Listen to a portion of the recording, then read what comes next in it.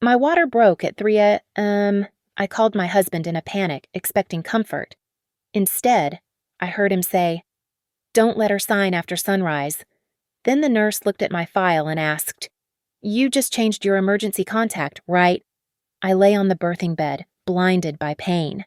But what made me shake wasn't the contractions. It was the plan they thought I would never hear. My name is Madeline Shaw, 34 years old, and my life effectively ended at 7 minutes past 3 in the morning. It did not happen with a bang, but with a sudden, warm flood that soaked the sheets of the king-sized bed I was sleeping in alone. I sat up, gasping. The dampness was undeniable. My water had broken. Panic seized my throat, tight and sharp. I scrambled out of bed, my heavy belly swaying with the movement. The room was pitch black. I fumbled for the light switch. The sudden glare hurt my eyes. Focus. Just focus. I moved to the door where the hospital bag sat. I had packed it 3 weeks ago. I unzipped it with trembling fingers. ID, insurance card, the tiny yellow onesie. My hands shook so hard I almost dropped the zipper pull. Everything was there. I was ready. I was supposed to be ready. I grabbed my phone from the nightstand. The screen lit up the room.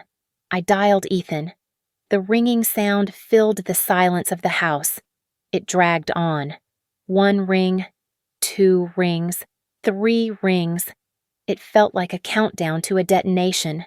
Ethan was supposed to be at a client dinner, a late strategy session for a merger.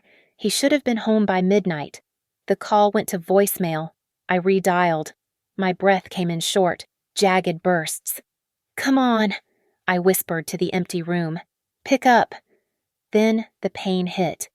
It started as a dull ache in my lower back and then wrapped around my torso like a crushing iron band.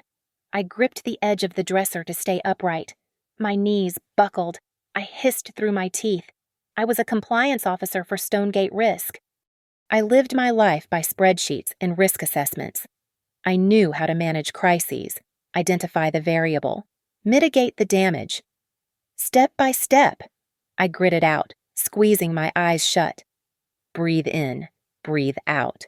Step 1 is contact. Step 2 is transport. The contraction peaked and then slowly rolled back like a tide, leaving me sweating and breathless. I looked at the phone again. I dialed a 3rd time. The ringing stopped. The timer on the screen started counting up.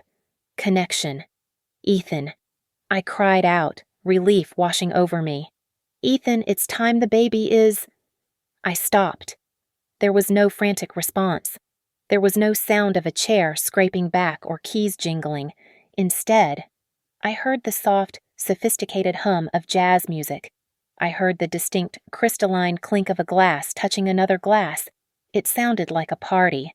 It sounded like a celebration. Then I heard his voice. It was not the voice of a man rushing to his wife. It was calm, measured. "If she calls back, let it go to voicemail," Ethan said. The clarity of the line was terrifying. He was not talking to me. "The doctor will handle it." My blood ran cold. The phone felt like a block of ice in my hand. He was not coming. He was screening me. Instinct took over. It was the same instinct that kicked in when I found discrepancies in a ledger. Without thinking, I swiped down on my control center and hit the screen record button. The little red dot pulsed. Recording. I did not know why I did it. I just knew that the tone of his voice was wrong. It was a deviation from the baseline. I hung up. I could not speak. If I spoke, I would scream. I stared at the phone. The house felt enormous and terrifyingly empty. I could not drive. My legs were trembling too violently, and another contraction was already threatening the edges of my consciousness. I opened a rideshare app. Driver is 5 minutes away. I confirmed the ride. I needed to get out of this house. The silence here was no longer peaceful. It was predatory. I felt a sudden, irrational fear that if I stayed here, I would never leave. A notification banner slid down from the top of the screen. A text message from Ethan. "Go to the hospital. I am in a meeting." I stared at the words. They were sterile, cold. There was no "I love you." There was no "hold on." It read like an instruction manual. It read like a directive from a boss to a subordinate he was planning to fire. The headlights of the car swept across the front window. My ride was here. I grabbed the handle of my hospital bag. Another wave of pain tightened my stomach. Harder this time. I leaned against the doorframe, gasping for air. I placed a hand on my heaving belly. Under my palm, I felt a strong kick. My daughter was ready. I looked back into the dark hallway of the home we had built together. The shadows seemed to stretch toward me. "Tonight isn't just about a birth," I whispered into the darkness. Something else was happening tonight. A plan was unfolding, and I was the target. I turned my back on the house and stepped out into the night. I sat in the back of the generic sedan, clutching my phone like a lifeline. I looked down at the screen. The call timer was still running. I must have missed the red button in my blind panic. Or perhaps the recording software had kept the line active. The numbers ticked upward. 3 minutes. 4 minutes. I pressed the phone against my ear, my breath hitching in my throat. The background noise had changed. The jazz music was gone. The silence was heavy, broken only by the sharp intake of breath on the other end. "The medical power of attorney must be signed before she hits active labor." Ethan's voice came through, crystal clear and terrifyingly sober. "If she is too drugged up, the notary won't validate it." My heart hammered against my ribs. I froze. He was discussing my legal capacity while I was bleeding on a stranger's back seat. A woman's voice drifted through the speaker. It was light, airy, and sickeningly familiar. It was Callie Wynn, the 20-something media consultant Ethan had hired last fall. "Don't worry," Callie said, and I could hear the smile in her voice. "She trusts you, Ethan. She will sign. She is practically programmed to please you." I felt bile rise in my throat. The pain of the contraction was nothing compared to the nausea of betrayal. "It is not about trust," Ethan replied, his tone impatient. "It is about timing. Meridian Trust is breathing down my neck. They are waiting for the digital signature. We need it done before 6 in the morning. Just be careful." A deeper, raspy voice cut in. My stomach dropped. It was Grant, my father-in-law.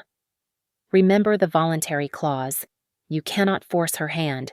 If the hospital records show even a hint of duress, the entire contract is void.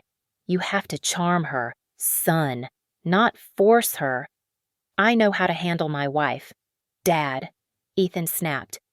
I gripped the door handle until my knuckles turned white. They were talking about me as if I were a client acquisition target. "Good," Grant grunted.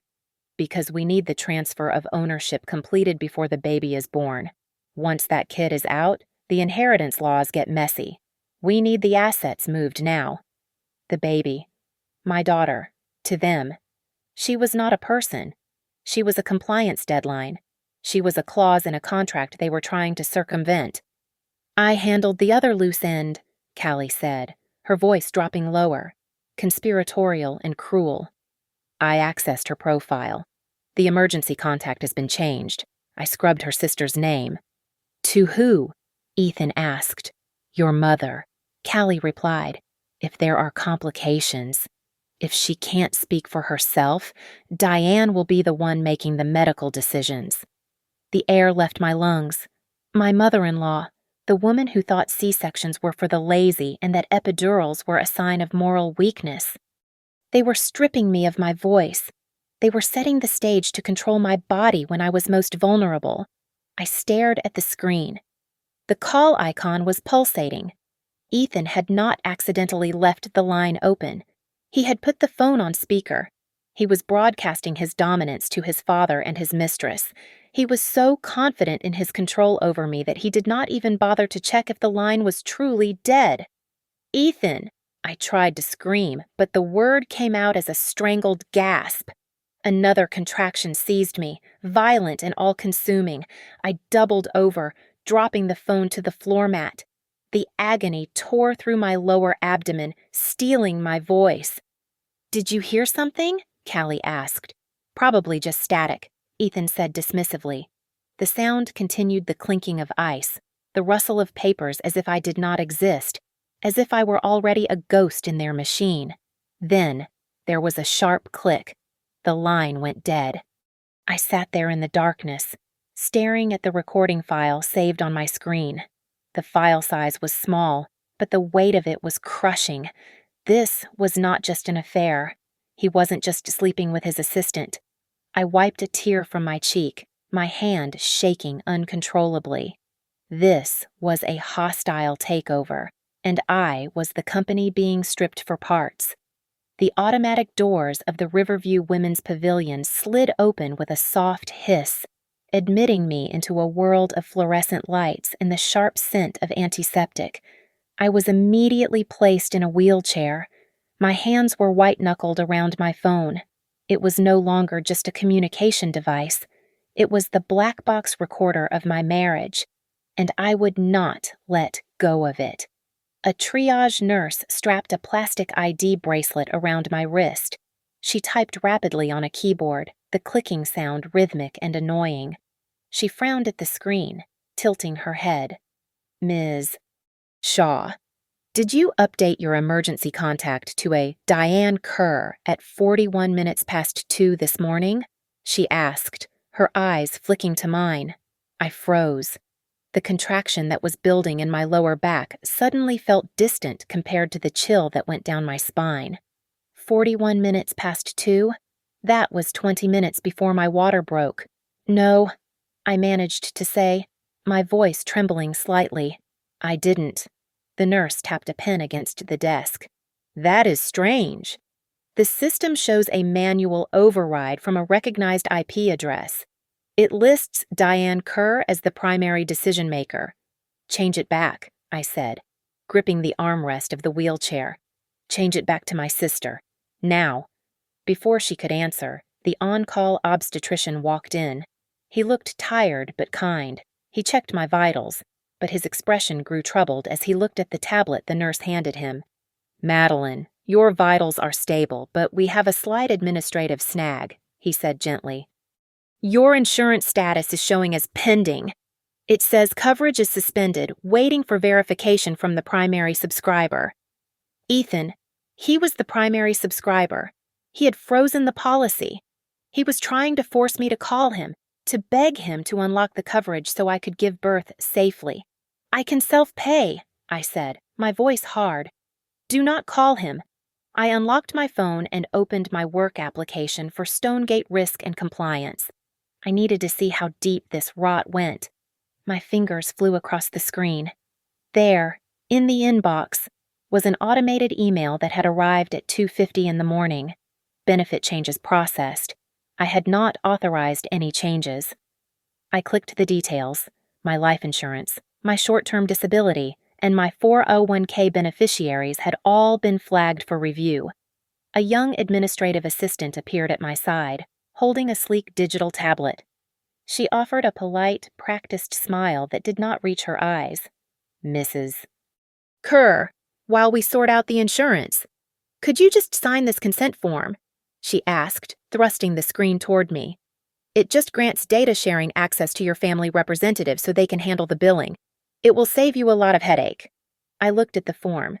It was a standard HIPAA release, but buried in the second paragraph was a clause granting full financial and medical proxy to the designated representative. If I signed this, Diane Kerr would own my medical chart. "I am not signing that," I said, pushing the tablet away. "It is just standard procedure," the girl started. "No," I snapped. "I am not signing anything." I turned back to my phone. I needed to secure the asset. I opened the Cloud Drive app. I selected the audio file of Ethan's call. Upload. I watched the blue bar fill up. Then, I attached the file to a new email addressed to my personal account and my work archive. Subject 3 A.M. Call evidence. I hit send. The timestamp read 3:45 in the morning. It was locked. It was real. Nora Bell, the head nurse, had been watching me from the station. She was a woman in her 50s with sharp eyes that had seen everything. She walked over to my bed, dismissing the admin girl with a wave of her hand. She leaned in close, her voice low. "You are scared," Nora said. It was not a question, and not of the labor. "They are trying to paper trail me," I whispered, clutching my stomach as another wave of pain rolled through. "They want my signature." Nora nodded slowly. She reached for the keyboard at the bedside terminal. "Do you want me to enable a witness note in your chart?" she asked softly. I looked at her, confusion clouding my pain-filled mind. "What?" "It is a nursing protocol," Nora explained, her fingers hovering over the keys. "I can document that you are alert, oriented ×4, and that you have explicitly refused to sign any financial or power of attorney documents without legal counsel present.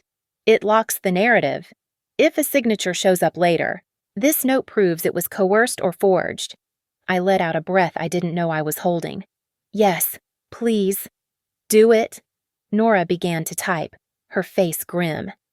"Patient states she is under duress from family. Patient refuses all external authorization forms." I lay back against the pillows.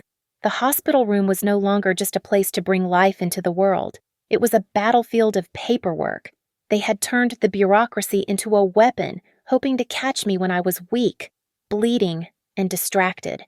But they had forgotten one thing. I read fine print for a living, and I was not going to sign my life away. The pain in my body was current, but my mind was suddenly 6 months in the past. It was like looking at a scattered deck of cards and finally seeing the pattern on the back. It started in the second trimester. Ethan began taking those business trips to the coast. He would come home at 2 in the morning, smelling of hotel soap and indifference. When I asked him where he had been, he would not even look up from his phone. "You are being so sensitive, Maddie." He would sigh, tapping away at his screen. "It is the hormones. They are making you paranoid. I am working for us." I believed him, or rather, I forced myself to believe him because the alternative was admitting my marriage was failing while my body was expanding. But now, staring at the sterile hospital ceiling, I realized it was not work. It was preparation. Then there was Sunday dinner at Diane's house 3 months ago. My mother-in-law had poured me a cup of decaf tea, her eyes gleaming with a predatory sort of warmth. She had asked about the property I inherited from my grandmother in Allegheny Falls. It was a sleepy little town, and the house was old, but the land rights were significant.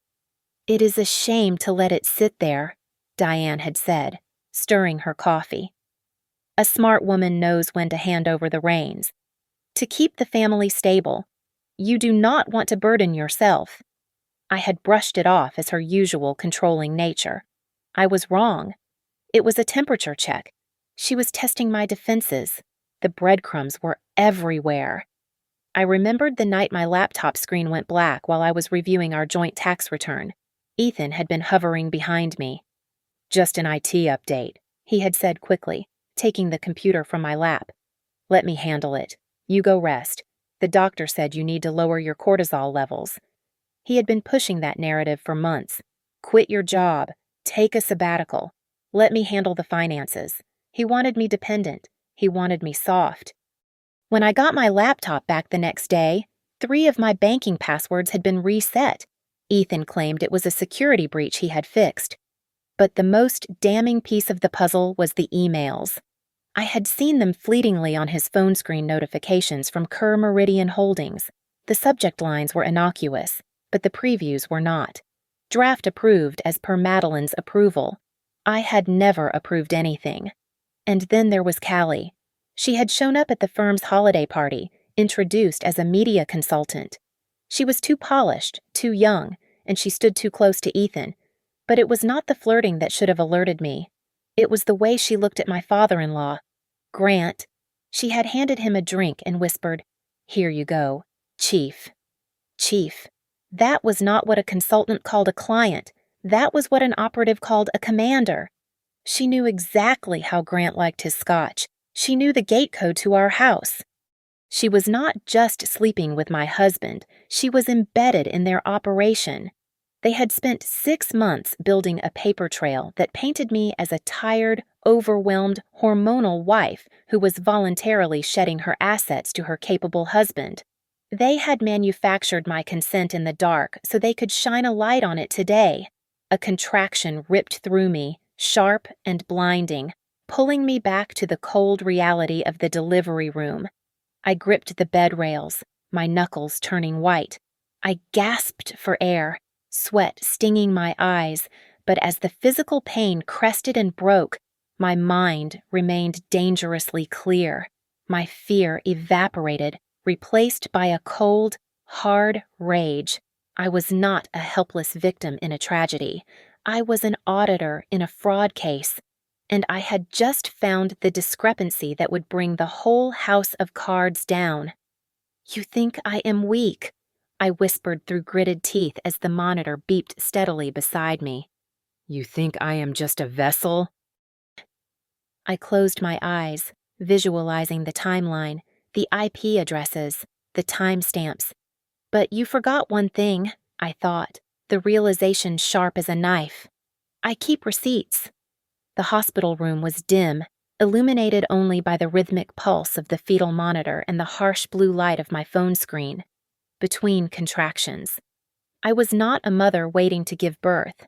I was an auditor in a dark room, stripping the books. I accessed the Stonegate Risk portal using my biometric login. I navigated to the Benefits History tab. My hands were shaking, but my mind was a steel trap. The system showed the modification request for my life insurance and disability payout had been submitted at 12 minutes past 2 in the morning. I clicked on the details metadata. The request had not come from my home IP address. It had not come from my mobile data. It originated from a static IP address registered to a corporate server in downtown, specifically, the server for Kerr Meridian Holdings. "Got you," I breathed out, the words sharp in the quiet room. I switched tabs to my personal email security log. There was a successful login at the same time 12 minutes past 2 from a device labeled KMH admin. They had logged in, approved the benefit changes as me, and then archived the notification emails to hide the evidence. It was sloppy. They assumed I would be too blinded by labor pain to check the metadata. I took screenshots of everything, the IP address, the device name, the timestamps. I opened a new message thread. The recipient was Rowan Pierce, a financial litigator who ate corporate sharks for breakfast. I attached the images and the audio file of Ethan's call. "They are faking my consent," I typed, my thumbs flying. "I need an injunction, now." Nora, the head nurse, stepped back into the room. She saw the fierce light in my eyes and the way I was working the phone. She didn't tell me to relax. She knew better. "If you suspect tampering," Nora said, her voice dropping to a professional whisper, "you should ask for the system audit trail. Every time someone opens your digital chart, it leaves a fingerprint. I can print it." "Print it," I said, gasping as a wave of pressure tightened around my lower spine.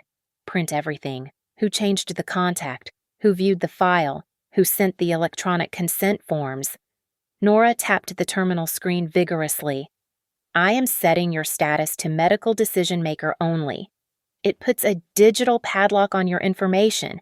No family updates, no billing proxies.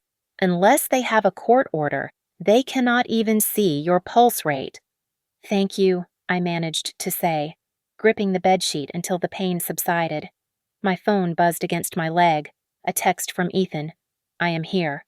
Have the papers ready to sign so we can get you settled." He did not ask if the baby was okay. He did not ask if I was in pain. He only cared about the signature. He thought he was walking into a room with a weeping, confused wife. I typed my reply with steady fingers. "Bring your lawyer with you. I have mine." I hit send. Almost immediately, another message popped up. It was from an unknown number, but the tone was unmistakable. "Don't make a scene. Maddie. You don't want to give birth in the middle of a scandal. Think about the baby's future. It was Callie. Of course it was Callie. She was playing the PR angle. She was threatening me with public humiliation, banking on the idea that a good wife would suffer in silence to protect the family name. I looked at the screen, my vision clearing. They were not just trying to steal my assets. They were counting on my shame to keep me quiet. They thought the fear of a scene would make me compliant. They really don't know me at all, I whispered to the empty air. I was not afraid of a scandal. I was afraid of being erased, and I was done being quiet. My phone vibrated in my hand, cutting through the haze of another contraction. It was Rowan Pierce. I answered immediately, putting the phone to my ear with a shaking hand. Madeline, listen to me closely. Rowan's voice was like ice water, sharp, clear, and utterly devoid of panic. Do not sign anything, not a power of attorney, not a medical release, not even a consent to share your room number. If they hand you a menu, you let the nurse order for you. I haven't signed, I managed to say, catching my breath as the pain receded. They are pushing the insurance hold. Let them push, Rowan commanded. We are going to build a 3-layer defense. First, we need a contemporaneous record. Send an email to yourself and to me right now. State clearly, my husband and his family are pressuring me to sign financial documents while I am in active labor. Timestamp it. I switched apps, typing the words with clumsy fingers. Done. Good. Now, layer 1 is the stall. Rowan continued. You need to make them think you are breaking. Text Ethan. Tell him you are scared. Tell him you need him to help you with the admission. Do not let him know you have legal counsel yet. We need him to walk into that room feeling like he is the savior. I felt a sick lurch in my stomach, but the logic was sound. I opened Ethan's thread. Please hurry. The pain is bad. I don't know what to do with these forms. Layer 2 is the proof, Rowan said. You said the emergency contact was changed at 41 minutes past 2 in the morning. Yes, I replied, from a Kerr Meridian IP address. Check your smartwatch data for that exact minute, Rowan instructed. I opened my health app. The graph for 41 minutes past 2 showed my heart rate was resting at 60 beats per minute. I had been asleep. My accelerometer showed 0 movement. I was sleeping, I said, the realization hitting me. I have biometric proof I wasn't on a computer. Exactly, Rowan said. It proves the login was fraudulent. Now for layer 3, the shield. I am filing an emergency ex parte injunction right now. I am petitioning the court to freeze all joint assets and appoint a temporary guardian ad litem for your medical decisions if you become incapacitated. It effectively neuters his power of attorney. Make sure the hospital knows, I said, my voice hardening. I am faxing a preservation notice to the hospital's legal department, Rowan assured me. Ask the charge nurse to have a risk manager or an internal legal witness present for any interaction with your family. Do not be alone with them. Rowan, I whispered, glancing at the door. Grant is involved. I heard his voice. There was a pause on the line. Grant Kerr. Yes. That changes things, Rowan said, his tone shifting from clinical to dangerous. I litigated against a shell company of his 5 years ago. He has a history. Madeline. He likes to use digital signatures to shift liability. He sets up a fall guy, usually a junior partner or a family member, and when the audit comes, he points to the electronic logs and says, "Look, they authorized it." He is not just stealing your assets. He is setting you up to take the fall for something else. The room spun.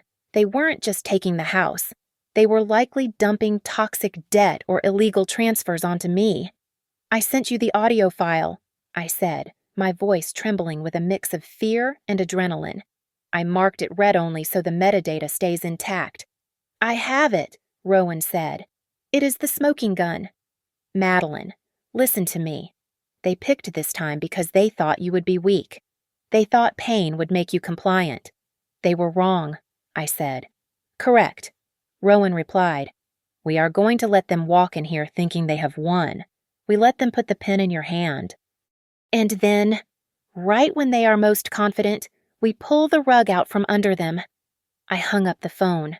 A fresh wave of pain seized my body, but this time, I welcomed it. It was the only thing keeping me focused. I looked at the door. "Come on in, Ethan," I whispered. "I am ready for you." The door to my delivery room swung open, and for a second, the bustling sounds of the hospital hallway flooded in before being cut off by the heavy click of the latch. Ethan rushed to my bedside, his face a mask of frantic concern. He grabbed my hand, squeezing it tight, too tight. "Maddie, baby," he breathed out, smoothing hair from my forehead. I got here as fast as I could. The traffic was a nightmare. He looked perfect. His suit was crisp, his tie perfectly knotted. But as he leaned in to kiss my forehead, I smelled it, beneath his expensive sandalwood cologne. There was a faint, cloying scent of vanilla and jasmine. It was Callie's perfume. He had not come from a meeting. He had come from her. Diane followed him in, her heels clicking sharply on the linoleum. She was clutching a thick leather portfolio to her chest like a shield. Her smile was tight, her eyes scanning the room before landing on me with a look that feigned pity but felt like assessment. "We are just so worried about you, Madeline," Diane said, her voice dripping with artificial sweetness. "We just want to make sure you and the grandson are protected, no matter what happens." "I am fine," I whispered, letting my eyelids flutter as if I were barely conscious. "Just tired." Ethan wasted no time. He pulled a stylus and a tablet from his jacket pocket and placed it gently on the bedspread, right over my legs. "I know you are exhausted, honey," Ethan said, his voice low and soothing. "But the hospital is giving us grief about the insurance pre-authorization. I just need you to sign this so I can handle the billing and set up the baby's trust fund rights. Then you can just sleep." I looked at the screen. It was a digital document, scrolled all the way to the signature box. He did not want me to read it. "Help me," I murmured, fumbling with the tablet. I scrolled up, my movements intentionally clumsy. Ethan stiffened. "You do not need to read the fine print now. Maddie," he said, a hint of tension entering his voice. "It is just standard liability stuff." My eyes locked onto a paragraph near the top. Irrevocable transfer of property interest. I looked up at him, widening my eyes in feigned confusion. "Ethan, why does this form have a clause for transfer of property interest? This is for health insurance, right?" Ethan flinched. For a split second, the mask slipped, revealing a flash of panic. Diane stepped forward, placing a hand on my shoulder. Her grip was hard. "It is just legal terminology, dear. Just boilerplate language to bundle the family assets for the baby's security. Don't worry your pretty head about it. Just sign for the baby." I looked past them to the corner of the room where Nora was checking the fetal monitor. "Nora!" I called out, my voice trembling but loud enough to be heard clearly. "Can you stay right here? I don't understand these forms. I need a witness." Ethan straightened up, his jaw clenching. "Madeline, this is a private family matter. We do not need a nurse hovering over us." "I am afraid I do need her," I said, gripping the bed rail as a real contraction tightened my belly. I did not have to fake the pain in my voice. If this is about my medical care, she needs to hear it. Suddenly, the door opened again. Callie slipped inside. She was not wearing a visitor badge. She was dressed in a sharp blazer, holding her phone up as if she were framing a shot. "I am just here to manage the narrative," Callie said quickly, flashing a bright, nervous smile at the room. "We need to keep the family image clean. No leaks about financial instability. I am just documenting the happy arrival." I watched her raise her phone. She was not taking a picture of me. She was trying to zoom in on the documents on the bed. She was trying to capture the metadata of the forms before I even signed them. I sat up, ignoring the agony tearing through my hips. I looked directly at Nora. "I will not sign property transfer papers while I am in active labor," I shouted. The words rang off the sterile walls.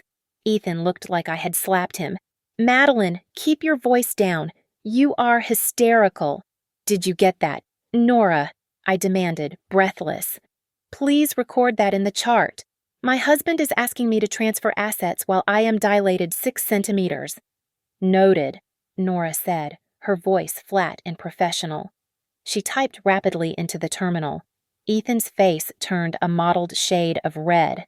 He stepped closer to the bed, looming over me, his voice dropping to a menacing hiss. "Stop this act. You are embarrassing us. Sign the damn tablet. Madeline. Now." I looked him dead in the eye. The scared wife was gone. "You want to force me?" I asked, my voice deadly calm.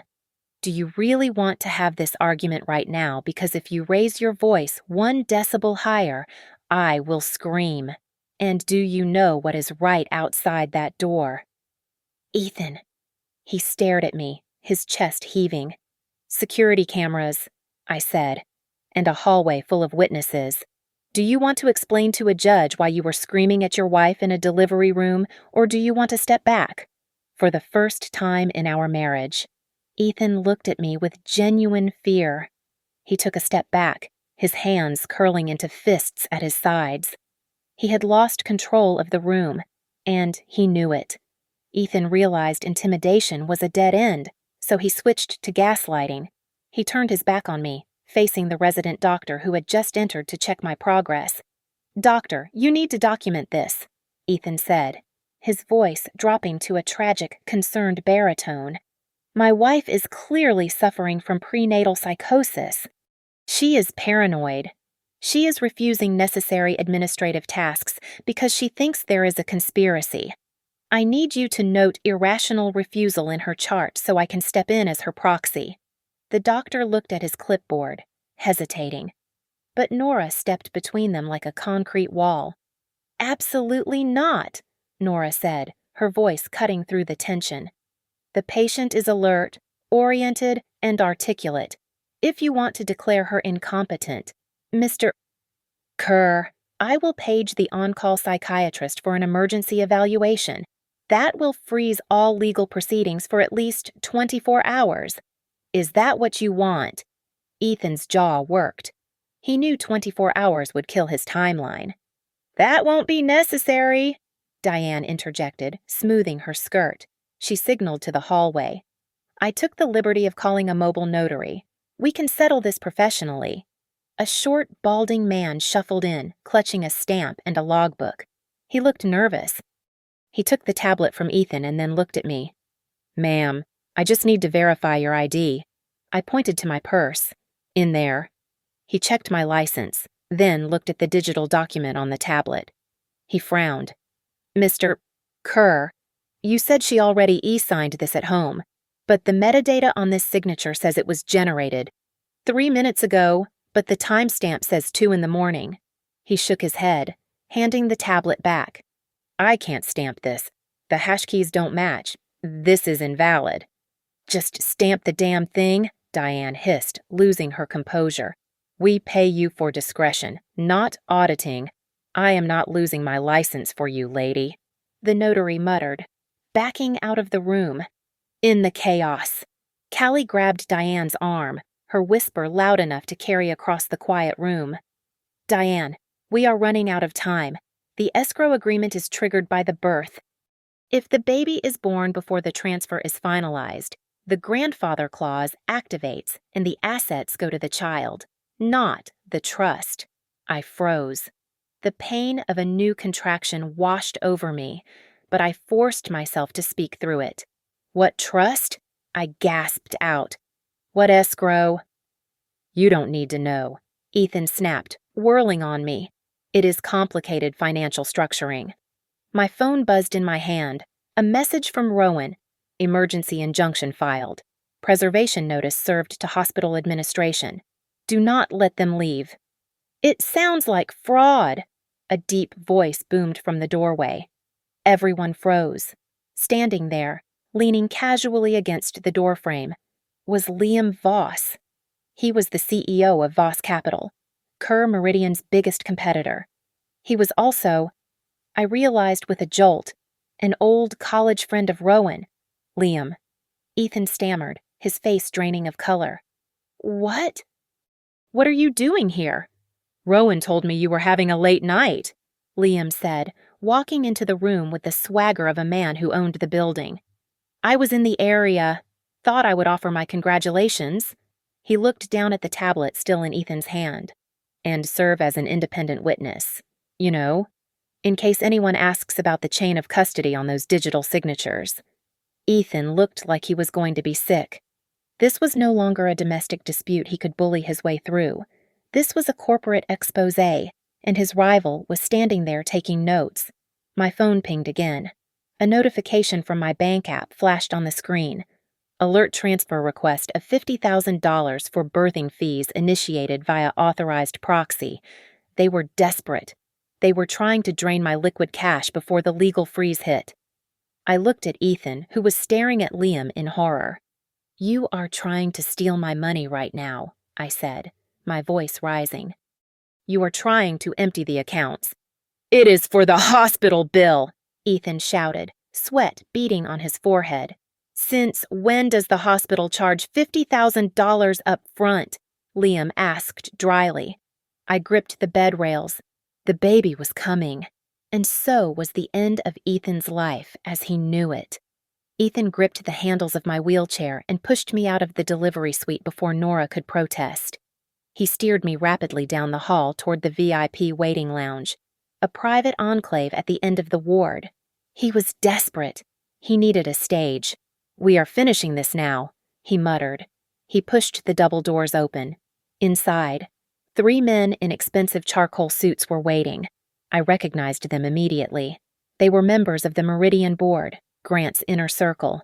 They stood up as we entered, holding tumblers of scotch, looking like vultures waiting for a carcass. Gentlemen, Ethan announced, forcing a bright, winning smile that did not reach his terrified eyes. Sorry for the delay. Madeline has finally agreed to the terms. We just need to get this notarized so we can celebrate the future heir. He was weaponizing social etiquette. He was banking on the fact that a well-bred woman would never make a scene in front of her husband's business partners. He handed the tablet to me again, his grip on my shoulder bruising. Just sign the confirmation, honey, he said through gritted teeth. Don't keep everyone waiting. The pain of a contraction began to rise, tightening around my belly like a vice. But I used it. I let the pain sharpen my focus. I pushed his hand off my shoulder and stood up. My legs were shaking, but I stood. Actually, I said, my voice clear and steady despite the sweat running down my back. I want you all to hear something first. I held my phone up high. I pressed play. The silence of the lounge was shattered by the recording. If she calls back, let it go to voicemail. The doctor will handle it. Ethan's face went pale. The board members shifted uncomfortably. The medical power of attorney must be signed before she hits active labor. Don't let her sign after sunrise. The audio ended. The room was deathly quiet. You could hear the hum of the refrigerator in the kitchenette. The men in suits were no longer smiling. They were looking at Ethan with the cold calculation of investors watching a stock crash. That, Ethan stammered, his hands shaking. That is taken out of context. It is a joke, a dark joke. Give me that phone. Diane shrieked. She lunged at me, her fingernails hooked like talons. Back off, Nora barked. She had followed us, and 2 hospital security guards were right behind her. One of the guards stepped between me and Diane, his hand on his belt. Incident report filed, Nora said loudly. Attempted assault on a patient. Callie, who had been hovering near the door, suddenly looked terrified.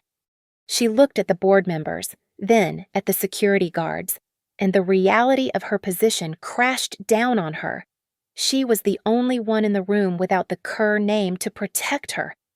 I did what you told me, Callie cried out. her voice shrill and panicked. If there is no signature, Grant said he would blame the error on me. He said I was the administrator on record for the transfer. The board members stiffened. Callie had just admitted it was a coordinated scheme. Shut up, Callie. Ethan roared. It wouldn't be the first time. A voice cut in from the hallway. Liam Voss stepped into the light, holding a folder. Kerr Meridian buried an internal investigation 2 years ago regarding forged digital approvals. I have the whistleblower complaint right here. It seems Grant has a habit of using his staff as human shields. Ethan looked at Liam, then at the board members who were now checking their watches and backing away. He realized the walls were closing in. The family facade had not just cracked, it had shattered. He turned to me. The arrogance was gone. In its place was a pathetic, weeping desperation. He grabbed my hand, ignoring the security guard. Maddie, please, he whispered, tears welling in his eyes. We can fix this. I will buy you the lake house. I will transfer $1 million to your personal account right now. Just turn it off. Just tell them it was a misunderstanding. Please, baby, I am doing this for us. For us? I asked, pulling my hand away as if he were contagious. You just admitted you are trying to buy my silence. My phone vibrated. I looked down at the screen. It was a text from Rowan. Injunction signed by the judge. Federal investigators are 5 minutes out. I looked up at the clock on the wall. It was 58 minutes past 5 in the morning. I looked at Ethan, who was crumbling before my eyes. You wanted it done before sunrise, I said softly. I pointed to the window where the first gray light of dawn was creeping over the city skyline. You are too late. At 3 minutes past 6 in the morning, the sound of heavy footsteps echoed down the corridor. It was not the soft squeak of nursing shoes. It was the hard, authoritative strike of leather on tile. The double doors swung open. 2 men and a woman in dark windbreakers walked in. They did not look like doctors. The badges clipped to their belts caught the morning light. State financial investigators and a federal agent had arrived. Grant Kerr appeared a moment later, flushed and breathless, clearly having run from the parking lot. He tried to barrel past the agent at the door, his face red with indignation. What is the meaning of this? Grant barked. I am Grant Kerr. I demand to see my son and my daughter-in-law immediately. The federal agent did not move. He held up a hand like a traffic cop. Mr. Kerr, I have a warrant for the immediate preservation of all digital devices in this room, and I have a temporary restraining order barring you from any contact with the patient. Hand over your phone. Now. Ethan stepped forward, his hands raised in a pathetic gesture of surrender. He tried to flash his charming smile, but it looked broken. Officers, please, this is just a heightened family misunderstanding. My wife is, she is hormonal. We are just sorting out some insurance papers. The lead investigator didn't even blink. He held up a tablet displaying a complex network log. Mr. Kerr, we have a logged entry of a change to emergency contact information at 41 minutes past 2 in the morning from a Kerr Meridian internal IP address. That is wire fraud. It is not a misunderstanding. Callie let out a strangled sob. She saw the ship sinking, and she scrambled for a lifeboat. She fumbled into her purse and pulled out her phone. I didn't want to do it. Callie cried, thrusting the device at the agent. Look, read the texts. He told me exactly what to draft. He said, if she is in pain, she will sign faster. Ethan closed his eyes. That sentence hung in the air like a guillotine blade. The female agent turned to Diane. Mrs. Kerr, you are listed here as the trustee for the Meridian escrow account. Did you authorize the transfer of the baby's future assets into that blind trust? Diane opened her mouth to argue, but when the agent recited the specific alphanumeric code of the secret fund, a code Diane thought never left the encrypted server, she clamped her mouth shut. She went pale. She knew the game was over. Rowan stepped forward with a single piece of paper. It was not a transfer of assets. It was a statement of cooperation with the federal investigation and a request for medical protection. I took the pen. My hand was steady. I signed my name. It was the only thing I would sign that night. Then, the final wave hit me. The contractions took over, undeniable and absolute. Nora wheeled me into the delivery suite, leaving the chaos of the investigation behind. As the doors closed on Ethan's terrified face, I started to cry. I sobbed through the pain, not because I was scared, but because for the first time in 6 months, I felt light. The crushing weight of their gaslighting was gone. An hour later, my daughter was born. She was perfect. She was screaming, alive, and entirely mine. Rowan came in quietly as I was holding her. He handed me a copy of the court order. The judge granted everything. Rowan said softly, "The house in Allegheny Falls is locked. Your personal accounts are frozen to everyone but you. And every authorization from last night has been voided due to clear evidence of duress and fraud." I looked at my phone one last time. There was a text from Ethan, sent just before his phone was seized. "You destroyed me. I did not feel guilt. I did not feel sadness." I deleted the thread without replying. I looked down at my sleeping daughter, her tiny hand gripping my finger. Their sunrise was to take a signature, I whispered to her. But our sunrise is to escape. Thank you so much for listening to this story. Please let me know in the comments down below where you are listening from. I would love to hear your thoughts on Madeline's escape. If you enjoyed this revenge drama, please subscribe to Mia Revenge Stories, like the video, and hit that hype button to help this story reach more people.